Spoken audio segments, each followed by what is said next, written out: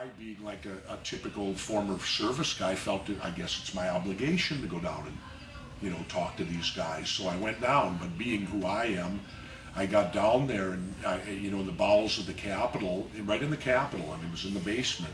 I'll never forget it.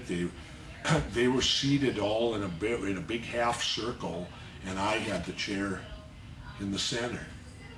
And that's where I was put, with this half-circle group of 23 members of the CIA.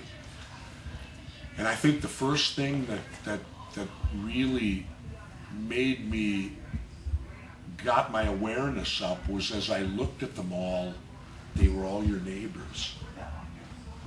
I mean, you weren't looking at James Bond here. You went down there with the feeling you were going to walk in and see all these former Navy SEALs and former Delta Force guys who are now out and they're now working in the intelligence community and all this. It was Grandma Jones down the street. It was so-and-so. I mean, they were of all ages. You knew them? No, I knew none of them, but these were the 20, they looked, that's the part I'm getting to, Willie, is the fact that when I looked at them, I saw my neighbors. Not actually.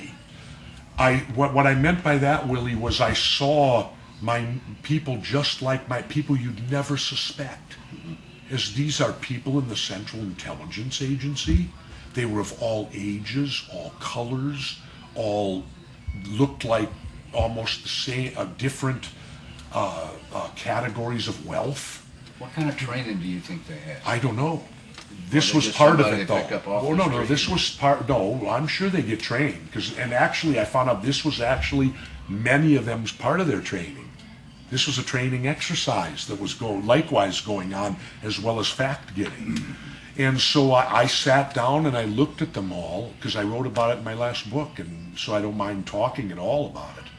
I remember I looked at them all, and the first thing I said, before you ask me any questions, I got a few for you that I'd like answered. I said, quid pro quo. If you ask me questions, I get to ask you questions. And I said, my first question is, what are you doing here?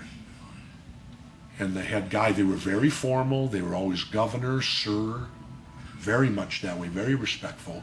But I remember the head guy looked at me and he said, well, what do you mean, governor? And I said, well, what I mean is that your mission statement says you're not to be operational inside the United States.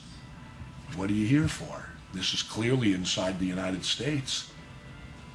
Well, I got hemmed and hawed and didn't really get an answer, double talked and all that. Then I said, my second question, I said, I want to go around the room, and I said, I want you to tell me your name and what you do.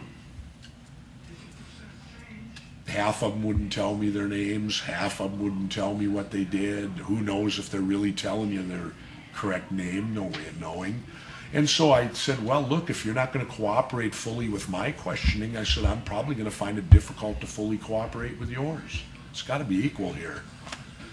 So I ended up, and the amazing thing, like I said to Alex, or made mention to him, was that all of their questions dealt about how I won the election.